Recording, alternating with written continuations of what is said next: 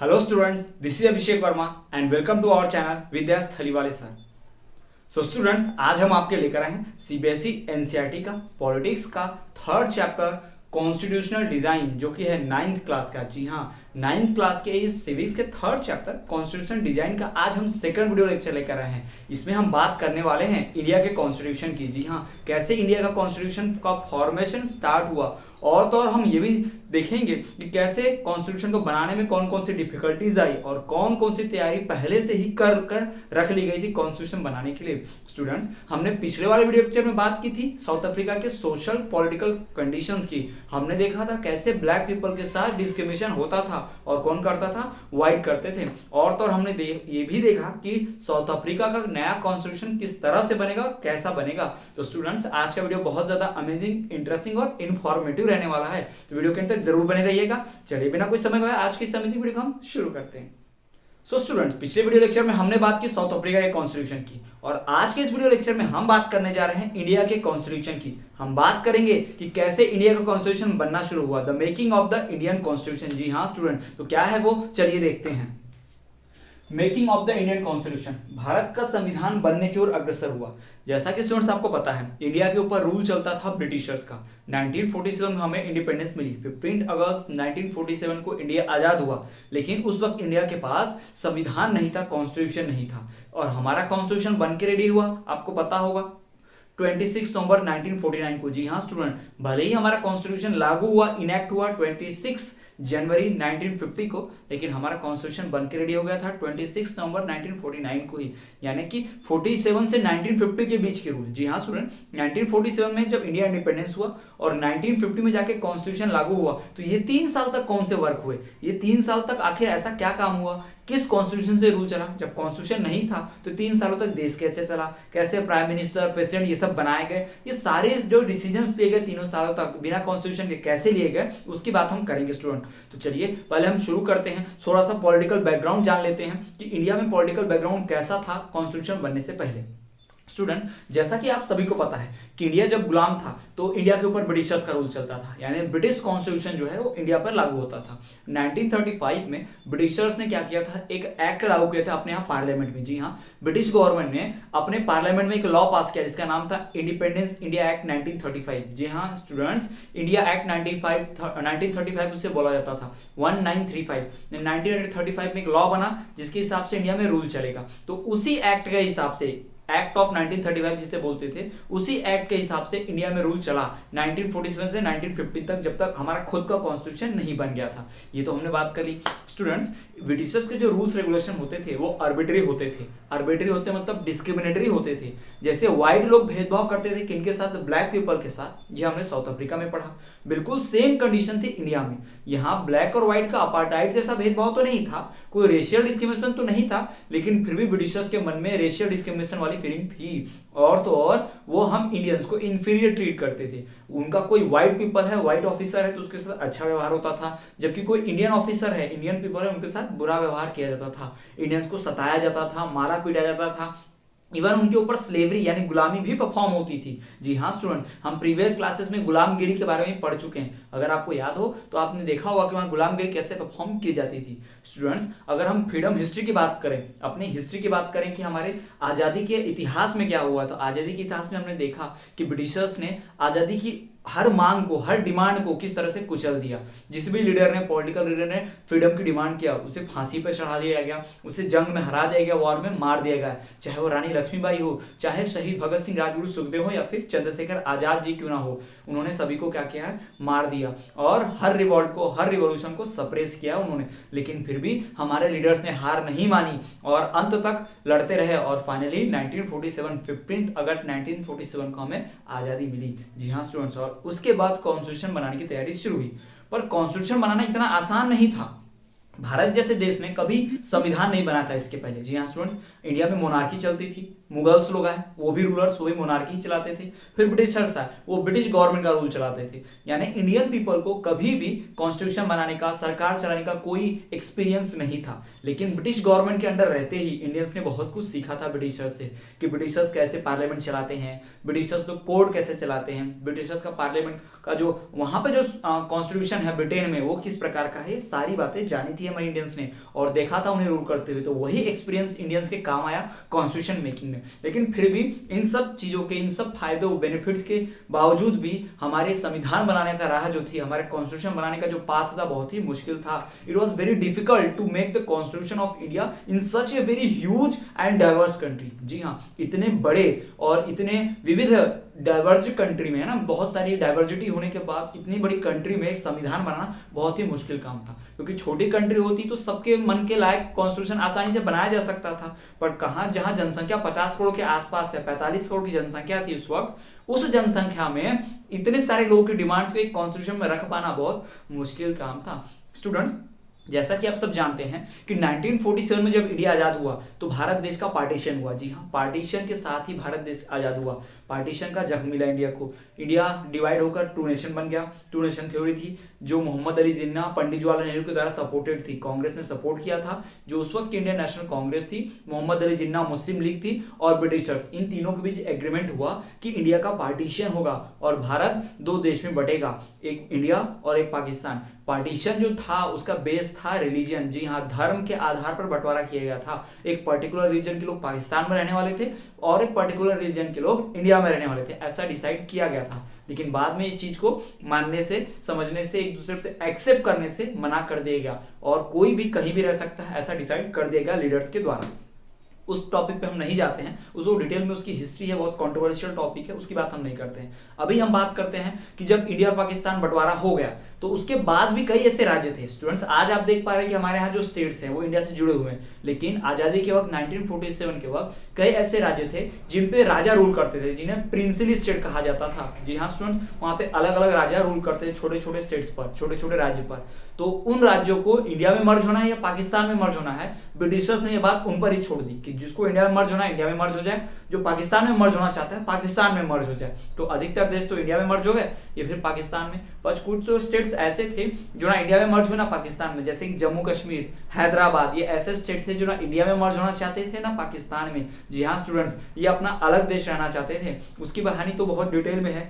जम्मू कश्मीर का जो आप जानते हैं आर्टिकल 370 जो अभी भी हटाया गया है, जम्मू कश्मीर को अब इंडिया का पार्ट बना गया है, उसकी कहानी के लिए हम आपको अलग से एक वीडियो लेक्चर बना देंगे। पर फिलहाल हम समझते हैं कि ब्रिटिशर्स ने एक शर्त रख दी थी इंडियंस के सामने कि एक टू नेशन की थ्योरी होगी, एक इंडिया और पाकिस्तान। तो इंडिया का कॉन्स्टिट्यूशन अलग लोग बनाएंगे, पाकिस्तान का कॉन्स्टिट्यूशन अलग लोग बनाएंगे, यही थ्योरी चली थी। तो चलिए स्टूडेंट्स, हम देखते हैं कि इंडिया का कॉन्स्टिट्यूशन मेकिंग कैसे प्रोग्रेस करता है।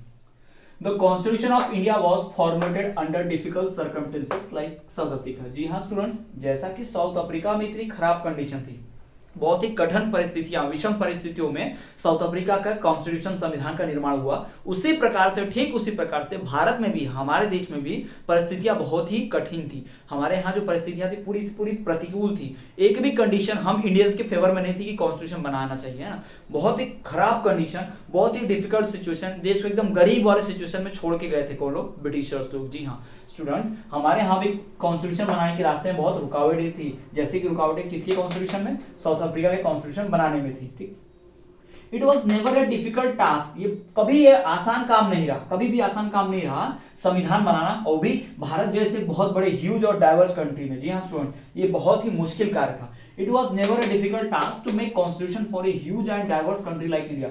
भारत जैसे बड़े देश के लिए और विविध देश के लिए, विविध मतलब बहुत प्रकार की यहाँ पर क्या है, विविधता है, जैसे कि अलग जाति, अलग धर्म, अलग संप्रदाय, अलग अलग कल्चर, संस्कृति के लोग है ना, यहाँ आपको देखने मिलेंगे। तो हर एक को सूट करने वाला कॉन्स्टिट्यूशन बनाना बहुत ही डिफिकल्ट टास्क था, लेकिन फिर भी हमारे कॉन्स्टिट्यूशन मेकर्स ने ये किया। वो सब कैसे किया हम आगे के चैप्टर्स में पढ़ेंगे, इसको बहुत ही डिटेल में पढ़ेंगे आगे वीडियो लेक्चर्स में। ठीक, there was partition of India and a new country came into existence. शर्त तो ये रहेगी, जब इंडिया का पार्टीशन हुआ 1947 में, जब इंडिया आजाद हुआ तो इंडिया का पार्टीशन हो गया, और पार्टीशन की वजह से एक नया देश अस्तित्व में आया। जी हाँ, उस नए देश का नाम था पाकिस्तान।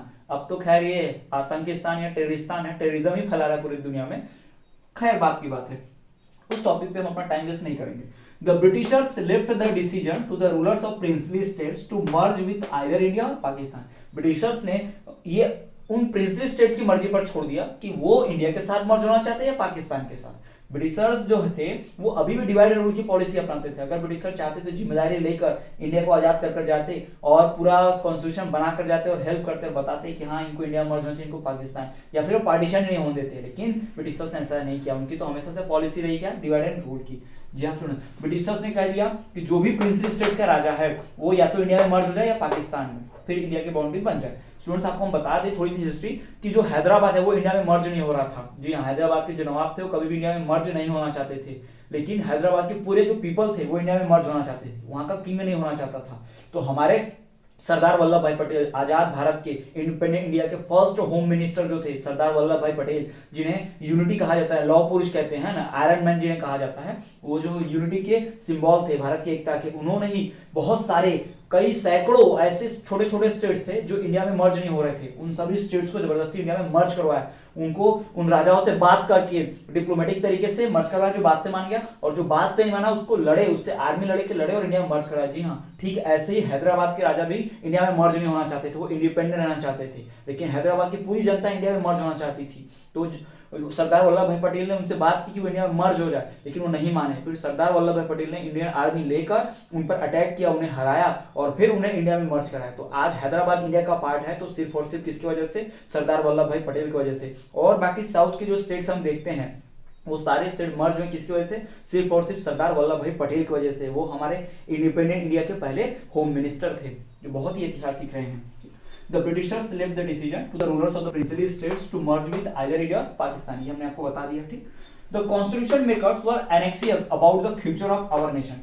जो संविधान के निर्माता थे, कॉन्स्टिट्यूशन मेकर्स थे, वो बहुत ही चिंतित थे, एंग्जियस थे, बहुत चिंता था उनके मन में, टेंशन था कि भारत का भविष्य कैसा होगा, कि हमारे देश का भविष्य कैसा होगा। इतने बड़े देश में संविधान बनाएंगे, क्या वो संविधान टिक पाएगा, क्या वो संविधान अच्छे से चल पाएगा। जी हाँ स्टूडेंट्स, पहले भी डेमोक्रेटिक कंट्री के पहले, यानी कोई भी देश जब आजाद होता है तो डेमोक्रेटिक होता है, लेकिन वो डेमोक्रेसी ज्यादा दिन तक चल नहीं पाती है, वो रिपब्लिक ज्यादा दिन तक चल नहीं पाता है, फिर से वो देश गुलाम बन जाता है, या मोनार्की आती है, या फिर वो देश में पूरी तरह से गरीबी मारकाट मच जाती है। तो देश के भविष्य को लेकर बहुत ही चिंता में थे कौन, हमारे संविधान के निर्माता, कि क्या होगा इस देश का, कैसे संविधान यहाँ बनाया जाएगा। तो स्टूडेंट्स, ये हमारे कॉन्स्टिट्यूशन मेकर्स की थिंकिंग थी, और ये पहला स्टेप है हमारे कॉन्स्टिट्यूशन मेकिंग में। अभी मेकिंग स्टार्ट नहीं हुआ है, बट कॉन्स्टिट्यूशन बनने से पहले हमारी कंडीशन क्या थी, what was the condition, what was the background before making the Indian constitution, है ना। इंडियन कॉन्स्टिट्यूशन बनाने से पहले बैकग्राउंड कंडीशन क्या था। तो अब स्टूडेंट्स हम बात करने वाले हैं the path of the constitution. जी हाँ, कॉन्स्टिट्यूशन बनने का रास्ता शुरू होने वाला है। कैसे वो कहानी शुरू होती है संविधान बनने की, चलिए हम शुरू करते हैं। So students, the making of Indian constitution के बारे में पढ़ लेने के बाद अब हम बात करेंगे द पाथ टू कॉन्स्टिट्यूशन। जी हाँ, हमारा कॉन्स्टिट्यूशन किस रास्ते पर चल रहा है उसकी बात हम करने वाले हैं। तो क्या है वो, चलिए देखते हैं। द पाथ टू कॉन्स्टिट्यूशन, संविधान बनने की ओर जो हम कदम उठा चुके हैं उसी को द पाथ टू कॉन्स्टिट्यूशन बोला गया है। यानी जो रास्ता संविधान बनने की तरफ जा रहा है उसकी बात हम कर रहे हैं। यानी इनिशियल स्टेज है, कॉन्स्टिट्यूशन बनने की स्टार्टिंग का जस्ट इनिशियल स्टेज है ना, स्टार्ट होने से पहले की स्टेज है। तो क्या है वो, उसकी बात हम करते हैं, चलिए देखते हैं, पढ़ते हैं। There were many difficulties during independence but only one advantage. बहुत सारी रुकावटें थी हमारे फ्रीडम स्ट्रगल के समय में। जी हाँ, हमने जो भी संघर्ष किया आजादी के लिए, हमारे लीडर्स ने, हमने बोल रहे मतलब हम इंडियंस को रिफर्स कर रहे हैं ना, हम उन फ्रीडम फाइटर्स को खुद मानते कि हम लोग ही थे और हमारे ही पूर्वज थे वो सब, तो हम उनको ही मान रहे हैं, ठीक। तो स्टूडेंट्स, हम इंडियंस ने आजादी की लड़ाई बहुत जोर शोर से लड़ी, और हमारे मन में कभी भी डाउट नहीं रहा कि हम आजादी हासिल करेंगे या नहीं करेंगे। हम लोगों ने, हमारे फ्रीडम फाइटर्स ने हमेशा क्या किया है, हर डिफिकल्टी का सामना किया, हजारों लाखों मुश्किलें आई, बहुत सारी डिफिकल्टीज, रुकावटें आई रास्ते में आजादी की। जी हाँ, लेकिन फिर एक रास्ता, आसान रास्ता, या एक कह सकते हैं फायदा हमें एक मिला। यानी इतने सारा नुकसान हुआ आजादी की लड़ाई में, इतने सारे हमें डिफिकल्टीज, कठिनाइयों को सामना करना पड़ा, लेकिन एक पॉजिटिव बात भी निकलकर सामने आई थी आजादी के स्ट्रगल के दौरान। कौन सी वो पॉजिटिव बात थी, कौन सा वो एडवांटेज था, चलिए देखते हैं। There were many difficulties during independence but only one advantage. तो कौन सा एडवांटेज था, चलिए देखते हैं।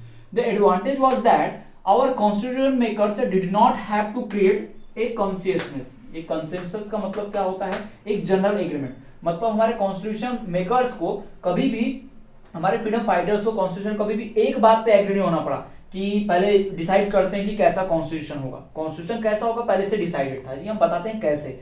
आपको समझ नहीं हो रहा है पॉइंट, लेकिन आपको डिटेल में और आगे पढ़ाएंगे तो समझ आएगा। कैसे, देखिए, द एडवांटेज वाज दैट, क्या एडवांटेज था, that our constitution makers did not have to create consensus। Concession का मतलब जनरल एग्रीमेंट, यानी कॉन्स्टिट्यूशन मेकर्स सारे के सारे को पहले मिलकर सहमत नहीं होना पड़ा।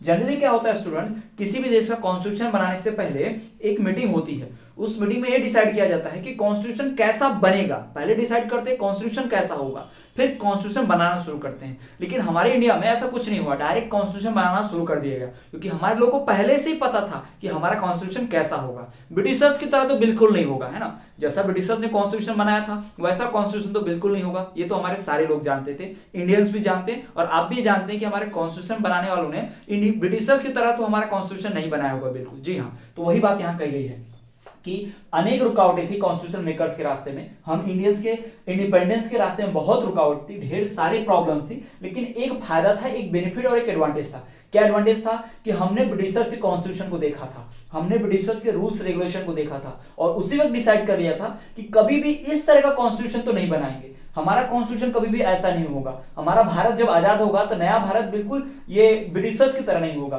कोई भेदभाव नहीं होगा, कोई मारकाट नहीं होगी, ब्रिटिशर जो गलत परफॉर्म करते हैं, गलत चीजें करते हैं, वो हमारे देश में बिल्कुल नहीं होगा। ये तो पक्का डिसाइड कर लिया था हमारे कॉन्स्टिट्यूशन मेकर में, यही तो फायदा था, यही तो एडवांटेज था इंडियन मेकर को, इंडियन कॉन्स्टिट्यूशन मेकर को, जी हाँ। The advantage was that our constitution makers did not have to create consensus about how a democratic India should look like, है ना। एक डेमोक्रेटिक यानी लोकतांत्रिक जो इंडिया बनेगा, एक आजाद भारत जो बनेगा ना, नया भारत, वो कैसा दिखेगा, इसके बारे में कभी किसी को डाउट रहा ही नहीं। कभी किसी को सोचना नहीं पड़ा कि कैसा होगा इंडिया, आजाद हो जाएगा तो कैसा बनाएंगे, ये कभी सोचना ही नहीं पड़ा। क्यों? क्योंकि भाई हमने देखा था आजादी की लड़ाई लड़ते वक्त हमारे साथ जो अत्याचार हुए, अंग्रेजों को जो जुल्मो सितम हमने देखे, मुगल लोगों ने जो जुल्मो सितम किए हम इंडियंस पे, हमने देखा था कि वैसा तो बिल्कुल नहीं करेंगे, जैसा उन्होंने किया वैसा नहीं होने दें। जो अत्याचार हुआ है नए भारत में ऐसा कभी नहीं होगा। पुराने भारत में क्या होता था, राइट टू फ्रीडम नहीं था, राइट टू इक्वालिटी नहीं थी, बट नया भारत जब होगा यानी इंडिपेंडेंस होगा तो क्या करेंगे, हम सबको फ्रीडम ऑफ राइट देंगे, राइट टू फ्रीडम देंगे, राइट टू इक्वालिटी देंगे, जी हाँ। आजादी के पहले वोटिंग अधिकार नहीं होते थे, तो नया जो इंडिया होगा ना उसमें कॉन्स्टिट्यूशन बनाएंगे तो हम लोग क्या करेंगे, वोटिंग राइट्स रखेंगे। ऐसा सोचा हमारे कॉन्स्टिट्यूशन मेकर ने, सबके मन में यही बात थी। नया भारत जो होगा सपनों का भारत होगा, उसमें ब्रिटिशर्स की तरह, मुगल की तरह कोई गलत काम नहीं होगा, ठीक, ये डिसाइड किया गया था। ए जनरल एग्रीमेंट मतलब कंसेंसस, कंसेंसस का मतलब क्या होता है, general agreement. A general agreement of creating the Indian constitution had evolved during the freedom struggle. जी हाँ, वही बता दिया कि जो आजादी की लड़ाई में जो संघर्ष किया हमने, जो फ्रीडम स्ट्रगल किया है, आजादी के लिए जो संघर्ष किया है, उसके दौरान ही हमें पता चल गया था भाई कि क्या कॉन्स्टिट्यूशन होना चाहिए और क्या नहीं होना चाहिए। ब्रिटिशर्स की तरह बिल्कुल नहीं होगा, ब्रिटिशर्स की तरह डिस्क्रिमिनेटरी लॉ नहीं बनेंगे, ब्रिटिशर्स की तरह डिवाइड एंड रूल की पॉलिसी नहीं चलेगी, ब्रिटिशर्स की तरह जबरदस्ती, मुगलों की तरह जबरदस्ती दूसरों का धर्म परिवर्तन नहीं करेंगे, सभी को बोलने का हक होगा, इक्वालिटी होगी, जस्टिस मिलेगा। ये सब कुछ हमने डिसाइड कर लिया था उसी वक्त ही कि हमारे भारत में ये सब होगा, अंग्रेजों की तरह अन्याय नहीं होगा, इनजस्टिस नहीं होगा ना, ये चीज नहीं होगी। There were different views regarding what path India should take after independence. जी हाँ, अब इसमें मतभेद जरूर थे, इसमें अलग अलग विचार था कि इंडिया को कौन सा रास्ता चुनना चाहिए कॉन्स्टिट्यूशन बनाने का। कॉन्स्टिट्यूशन कैसा होगा ये किसी को डाउट नहीं था, सबको एक एक एग्रीमेंट था, सब एक बात पे राजी थे कि कैसा देश बनेगा हमारा, कैसा संविधान रहेगा। लेकिन कैसे कॉन्स्टिट्यूशन बनाएंगे, किस मेथड से बनाएंगे, ये बहुत सारे डिफरेंट व्यूज थे। यानी कई लोग सोचते थे कि इस मेथड से कॉन्स्टिट्यूशन बनाओ बेटर रहेगा, कई लोग सोचते थे कि कई कई देश जो हैं उनकी कॉन्स्टिट्यूशन को क्या कर सकते हैं, पढ़ सकते हैं और उससे अच्छी बातें निकाल के लिख लेंगे, तो ऐसे भी कॉन्स्टिट्यूशन बनाया जा सकता है। या कुछ लोग चाहते थे डिस्कशन किया जाए, कुछ लोग चाहते थे पहले इलेक्शन कराओ फिर कॉन्स्टिट्यूशन बनाओ। यानी अलग अलग व्यूज थे कॉन्स्टिट्यूशन बनाने को लेकर। जी हाँ, जितने उसमें लोग थे कॉन्स्टिट्यूशन मेकर्स में, कॉन्स्टिट्यूशन बनाने वालों में, उतने ही व्यूज थे, उतने ही क्या थे लोगों के व्यूज, मतलब हम कह सकते हैं विचार थे, लोगों के दृश्य था कि ऐसा ऐसा काम करना है, ऐसे ऐसे कॉन्स्टिट्यूशन बनेगा। कॉन्स्टिट्यूशन कैसा होगा इस बात को लेकर कोई डाउट नहीं रहा कभी, लेकिन कॉन्स्टिट्यूशन कैसे बनेगा, मतलब किस रास्ते से हम कॉन्स्टिट्यूशन बनाएंगे, जो कॉन्स्टिट्यूशन बनाना है सबको वो किस रास्ते से होगा, किसका मेथड अपनाएंगे। भाई कॉन्स्टिट्यूशन तो एक ही बनाना है, कैसा, पूरा जस्टिस होगा, फ्रीडम होगा, लिबर्टी होगी, कोई अन्याय नहीं होगा, ये बढ़िया ऐसा कॉन्स्टिट्यूशन बनेगा, सबको यही, इसी बात पे सब एग्री थे।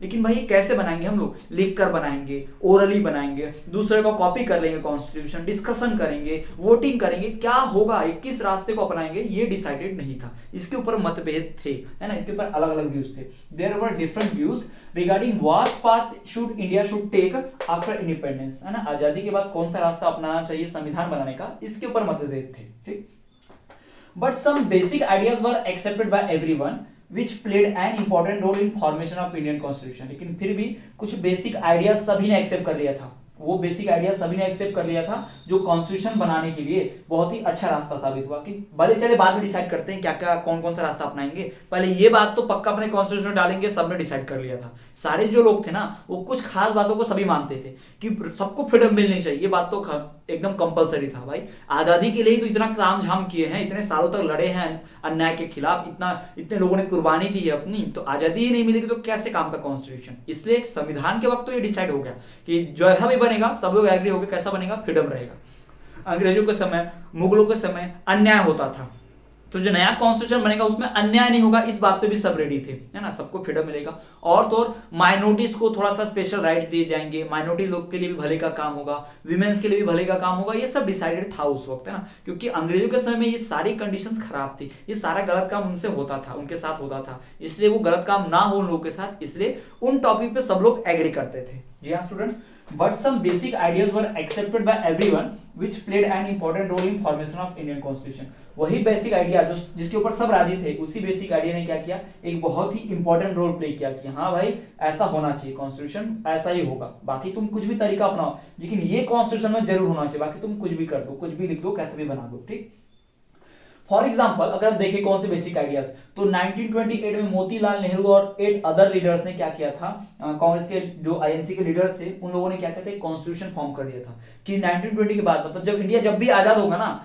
तो कैसा होगा ये डिसाइड कर लिया था। मोतीलाल नेहरू जो है जवाहरलाल नेहरू के फादर हैं, फॉरवर्ड फादर थे, तो उन्होंने डिसाइड कर लिया था अपने लीडर्स के साथ मिलकर कि जो भारत आजाद होगा तो उसमें कौन से रूल होंगे, कैसा भारत होगा, पहले डिसाइड कर लिया था इन लोगों ने। ठीक, उसी तरह से आगे और चल के 1931 में कांग्रेस ने, इंडियन नेशनल कांग्रेस उस वक्त की जो देश के आजादी की लड़ती थी, चुनाव नहीं लड़ती थी, अभी की कांग्रेस उस कांग्रेस में कोई लेना देना नहीं है, कोई फर्क। ठीक है, तो वो जो कांग्रेस थी इंडियन नेशनल कांग्रेस, उस कांग्रेस ने 1931 में कराची में एक मीटिंग किया, कराची सेशन, यानी कि कराची सेशन जो हुआ वहां पर, कराची पाकिस्तान में था आजाद होने से पहले, पार्टीशन भी नहीं हुआ था, तो 1931 में इंडिया में था, तो कराची में मीटिंग हुई थी। उस मीटिंग में डिसाइड किया गया, उन सारे मीटिंग में लीडर्स ने क्या डिसाइड किया, how Indian constitution should alike, कि भारत का संविधान कैसा दिखेगा उसी वक्त डिसाइड कर लिया।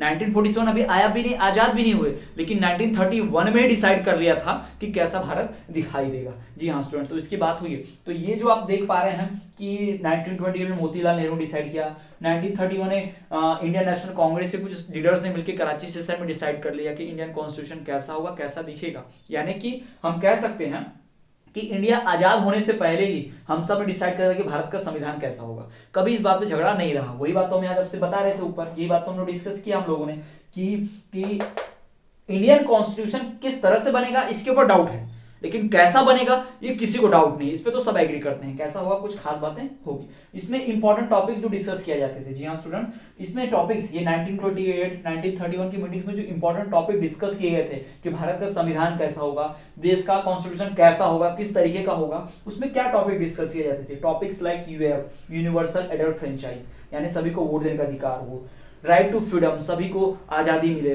राइट टू इक्वालिटी, यानी सभी को एक मतलब समानता का अधिकार हो, इस तरह की, और माइनॉरिटीज के राइट्स, इन सब टॉपिक्स पर डिस्कशन किया गया था। सभी को यही टॉपिक लगते थे कि इन टॉपिक्स के ऊपर स्पेशल लॉ तो बनने ही चाहिए, ये तो हमारे संविधान में जरूर रहेगा, इक्वालिटी, फ्रीडम, है ना, माइनॉरिटीज के लिए special right, universal adult franchise, ये सब तो होना ही चाहिए हमारे कॉन्स्टिट्यूशन में, ये हमारे कॉन्स्टिट्यूशन मेकर ने डिसाइड कर लिया था। तो स्टूडेंट्स ये बात थी हमने the path to constitution.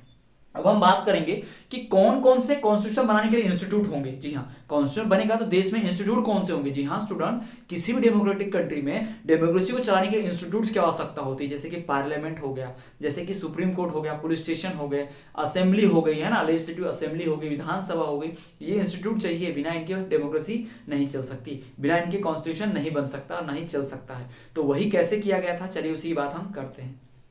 The making of Indian constitution और पाथ टू इंडियन कॉन्स्टिट्यूशन को जान लेने के बाद हमें बात करनी है इंस्टीट्यूशनल इवोल्यूशन की। तो क्या होता है इंस्टीट्यूशनल इवोल्यूशन, चलिए हम देखते हैं।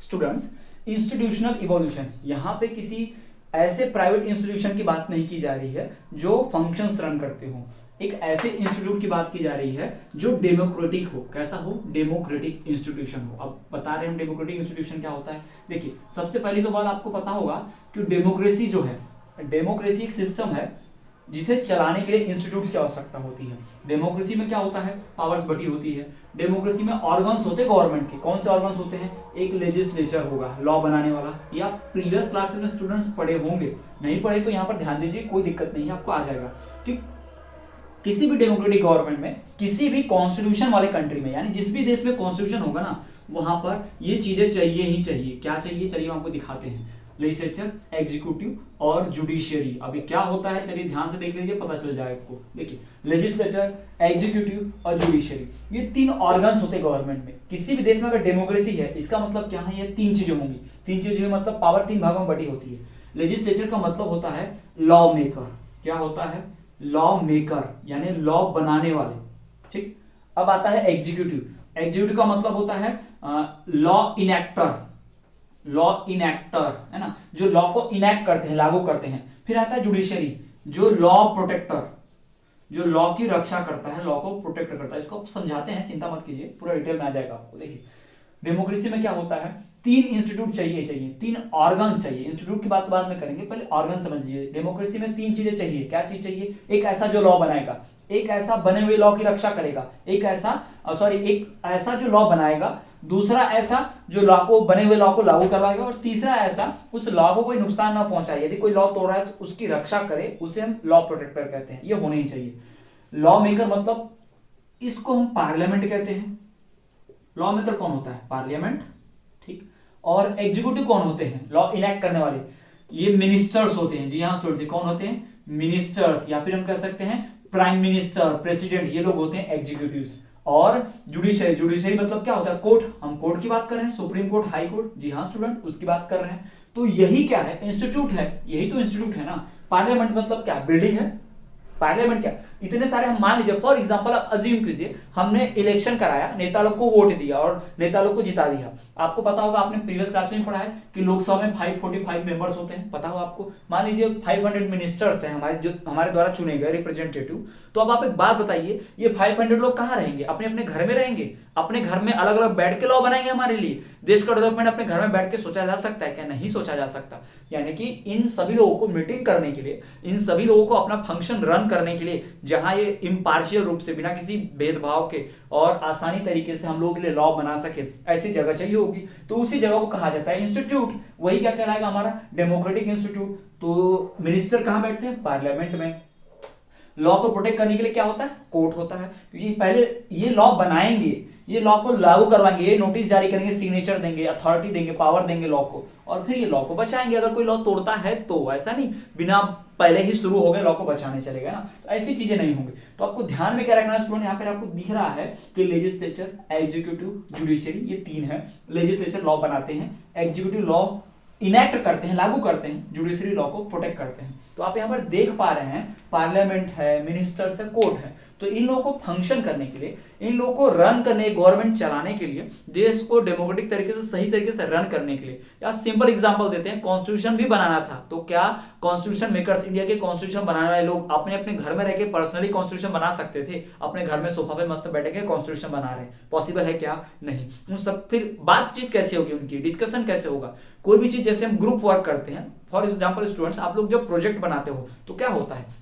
आप लोग प्रोजेक्ट अपने अपने घर के अंदर ही बना लेते हो, सेपरेट पूरे ग्रुप में, या फिर ग्रुप मिलता है, एक किसी के घर पर जाते हैं पर्टिकुलर, फिर अपने अपने आइडियाज हम लोग देते हैं, अपना अपना पर्टिकुलर वर्क करते हैं, सबका वर्क बांटा जाता है, डिसाइड होता है, फिर काम करते हैं, फिर प्रोजेक्ट बनता है। बिल्कुल ऐसा ही होता है ना। तो यही काम तो यहाँ भी करना है, डेमोक्रेसी में भी। कॉन्स्टिट्यूशन आपको बनाना है तो कोई लॉ को सोचेगा, कोई लॉ को डिस्कस करेगा, कोई लॉ को उसमें लिखेगा, है ना। ये सब काम भाई इतना सारा करना है तो मिलकर ही करना पड़ेगा ना, एक दूसरे से डिस्कस करके, वरना क्या हो सकती है? गलतियां हो सकती हैं। तो यही सब नहीं होना चाहिए, इसलिए क्या किया जाएगा? इंस्टीट्यूट्स बनाए जाएंगे। इंस्टीट्यूट्स का होना बहुत आवश्यक है। तो स्टूडेंट्स, ये इंस्टीट्यूट आए कहां से? ये इंस्टीट्यूट क्यों जरूरी है? पहली बात तो आपको पता चल गया कि डेमोक्रेसी को सक्सेसफुल तरीके से, सही तरीके से रन करने के लिए इन इंस्टीट्यूट की जरूरत है। ठीक।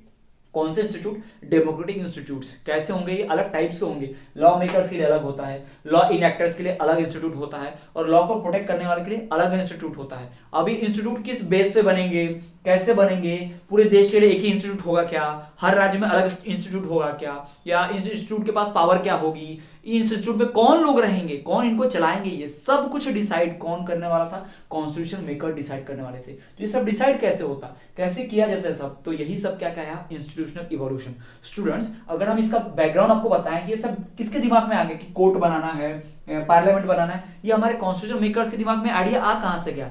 तो स्टूडेंट्स, जैसा कि आपको पता है कि हमारे जो आजादी के फ्रीडम स्ट्रगल के वक्त भी हमारे इंडियन लोगों ने ब्रिटिशर्स के इलेक्शन में पार्ट लिया। ब्रिटिशर लोग इलेक्शन कराते थे, उस इलेक्शन में इंडियन लोग पार्ट लेते थे। इंडियन लोग ऑफिसर, पुलिस ऑफिसर भी बनते थे ब्रिटिशर्स की आर्मी में। इवन कुछ इंडियन लोग मिनिस्टर भी बनते थे जीत के। और तो और कई ऐसे लोग थे जो पूरे वर्ल्ड में घूमते भी थे और दूसरे कंट्रीज की जानकारी भी लेकर आए थे। जैसे बाबा साहब अम्बेडकर, बहुत पढ़े लिखे व्यक्ति थे, कई देशों में जाके उन्होंने पढ़ाई की थी। उन्होंने इकोनॉमिक्स में PhD हासिल की थी विदेश जाकर। महात्मा गांधी, उन्होंने लॉ की पढ़ाई की थी, बैरिस्टर बने थे, वो भी लंदन जाके प्रैक्टिस की थी, साउथ अफ्रीका में रहे थे, फिर इंडिया आए थे। तो ऐसे बहुत सारे, सुभाष चंद्र बोस पूरे दुनिया में घूमे थे, है ना। हमारे सरदार वल्लभ भाई पटेल, लाल बहादुर शास्त्री जी, ये सारे लोग, पंडित जवाहरलाल नेहरू, सारे लोग जो हैं बुद्धिमान व्यक्ति थे। ये लोग पूरे देश में, दुनिया के कई देशों में घूमे थे, उनकी जानकारी ली थी, वहां का संविधान देखा था, वो लोग अपना कॉन्स्टिट्यूशन कैसे चलाते हैं, वो लोग अपने इंस्टीट्यूट कैसे रखते हैं, ये सारी जानकारी इन्होंने ली थी पहले, इनको पता था। और तो और स्टूडेंट्स, 1935 में, जैसा आपको मैंने प्रीवियस में बताया कि गवर्नमेंट ऑफ इंडिया एक्ट आया था। जी हाँ, ब्रिटिश गवर्नमेंट ने 1935 में अपने यहाँ ब्रिटेन में पार्लियामेंट में एक लॉ पास किया कि इंडिया में इस तरह से रूल चलेगा। तो ब्रिटिश इंडिया एक्ट, जो इंडियन गवर्नमेंट एक्ट ऑफ 1935 था, उसी से हमारे इंडियन लोग बहुत कुछ सीखे थे। उस एक्ट में कुछ अच्छी बातें भी थी। जैसे ब्रिटिशर्स 1935 के पहले कोई पार्लियामेंट नहीं रखते थे, या किसी को पार्लियामेंट में इंडियंस को अलाउ ही नहीं करते थे। कोर्ट में इंडियंस को भी अलाउ नहीं करते थे लोग जल्दी, और वो लोग भेदभाव बहुत करते थे। तो इन सब चीजों को उन्होंने 1935 एक्ट से हटा दिया थोड़ा थोड़ा, है ना। उन्होंने इंडियंस को थोड़ी पावर देनी शुरू कर दी ताकि इंडियन लोग शांत हो जाए, स्ट्रगल ना करें और फ्रीडम, आजादी ना मांगे। बट इंडियंस कहां सुनने वाले थे, वो तो आजादी लेकर ही मानने वाले थे ना, कि उन्हें आजादी चाहिए, पूरी चाहिए, सब मान लीजिए, है ना। तो ये सारी बातें हो रही थी। तो फिर भी उस गवर्नमेंट ऑफ इंडिया एक्ट 1935 से हम इंडियंस ने सीखा। ब्रिटिश लोग इलेक्शन कैसे कराते हैं, इलेक्शन कराने के लिए उनके पास इलेक्शन कमीशन होता है। ब्रिटिश लोग के जीते हुए मिनिस्टर इलेक्शन में जीत जाने के बाद कहां बैठते हैं? पार्लियामेंट में। हमारा जो पार्लियामेंट है अभी करंटली, वो किसने बना है? ब्रिटिशर्स ने ही बनाया है स्टूडेंट। जी हाँ, उन्हीं के पार्लियामेंट में हम लोग अभी अपना पार्लियामेंट चला रहे हैं। उनके द्वारा बनाई गई बिल्डिंग है राष्ट्रपति भवन, वो भी किसके द्वारा बनाया गया है? उन्हीं ब्रिटिशर के द्वारा बनाया गया है, और उसमें हम लोग रहते हैं, हमारे प्रेसिडेंट रहते हैं। तो स्टूडेंट्स, उन्हीं का चीज हम अपनाए हुए हैं। अभी हमारा एक न्यू पार्लियामेंट्री बिल्डिंग बनकर तैयार है, जिसका इनॉग्रेशन होगा आने वाले कुछ समय में। तो हम एक न्यू पार्लियामेंट बिल्डिंग में शिफ्ट हो जाएंगे। तो वो इंडियन इंस्टीट्यूट है। जी हाँ, वो इंडिया के द्वारा बनाया गया पार्लियामेंट्री इंस्टीट्यूट है, तो उसमें हम शिफ्ट हो जाएंगे। तो ये तो जनरल फैक्ट हमने आपको बता दिया। तो स्टूडेंट, आप यहाँ पर समझ पा रहे होंगे कि इंस्टीट्यूशनल इवोल्यूशन क्या होता है। ये तो हमने आपको एक जनरल इंट्रोडक्टरी पार्ट दे दिया। अब हम डिटेल में इसको डिस्कस करेंगे आने वाले वीडियो लेक्चर में कि इंस्टीट्यूशनल इवोल्यूशन क्या होता है, कैसे होता है। तो स्टूडेंट्स, आज के वीडियो लेक्चर में इतना ही। आई होप वीडियो लेक्चर आपको पसंद आया होगा। वीडियो को लाइक कीजिए, अपने फ्रेंड के साथ ज्यादा से ज्यादा शेयर कीजिए ताकि वो भी नॉलेज गेन कर पाए। स्टूडेंट्स, अगर आपको कोई डाउट आ रहा है तो आप कमेंट कर दीजिए, हम आपके डाउट दूर करने की पूरी कोशिश करेंगे। स्टूडेंट्स, अगर आप जानना चाहते हैं कि इंडियन कॉन्स्टिट्यूशन कैसे बना है, तो आपको डिस्क्रिप्शन में एक लिंक मिलेगी, जिस लिंक में 10th MP बोर्ड क्लास के भी कुछ वीडियोस दिए गए हैं, जिसमें आपको वो सारा मेथड पता चलेगा, वो सारा प्रोसेस, जो स्टोरी हम आगे पढ़ने वाले इसी चैप्टर में आपके एनसीईआरटी सिलेबस में, वही MP बोर्ड के सिलेबस में भी दिया गया है। उसकी भी आपको कहानी पूरी मिलेगी। आप चाहें तो वीडियो देखकर आसान तरीके से, और भी आसान तरीके से आप समझ सकते हैं कि कैसे इंडियन कॉन्स्टिट्यूशन बनना शुरू हुआ था। उसमें ओवरऑल हिस्ट्री जो है ना, बहुत ही शॉर्ट में 2 वीडियो लेक्चर तो हमने बनाया हुआ, कवर अप किया हुआ, आप देख सकते हैं। उसका लिंक आपको डिस्क्रिप्शन में मिल जाएगा। तो स्टूडेंट, इसी तरह से हमारे चैनल पर बने रहिए और देखते रहिए विद्यास्थली वाले सर।